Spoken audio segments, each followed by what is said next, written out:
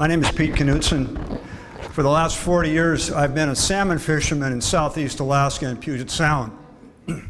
Our boats at Fishermen's Terminal support processing workers, welders, technicians, shipwrights, and craftspeople in many, many fields.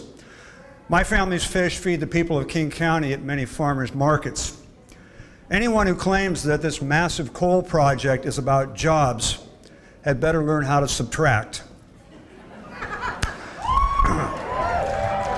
There are 15,000 family wage incomes generated from the Seattle-based fishing industry, according to a Port of Seattle economic study. And we're just one coastal region on a Pacific rim that runs from California to Korea. All of these marine livelihoods will be jeopardized in this country as the oceans rapidly acidify due to the burning of fossil fuels.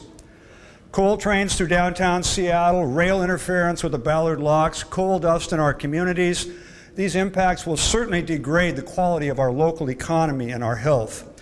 But the deadliest catch of all is ocean acidification.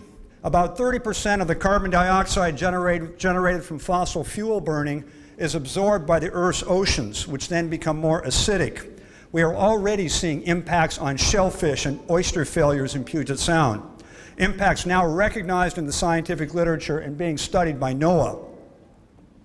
North Pacific salmon eat huge quantities of a microscopic floating mollusk called a pteropod, also known as a sea butterfly. It has a shell which is vulnerable to ocean acidification. It essentially melts in the context of acid water. If we lose the pteropod, we endanger the salmon, which feeds orca, bear, cedar, human, and the whole living web of the world that we depend on in the North Pacific Rim. As we plan for future generations, let's bear in mind that a job is not necessarily a livelihood. There's a qualitative difference between a job based on a one-time exploitation of fossil fuel and a livelihood based on the sustainable harvest of renewable resource. If we look at the consequences of this coal proposal from the broadest possible perspective, the only moral option is to reject it. To push forward would be to commit a crime against the future.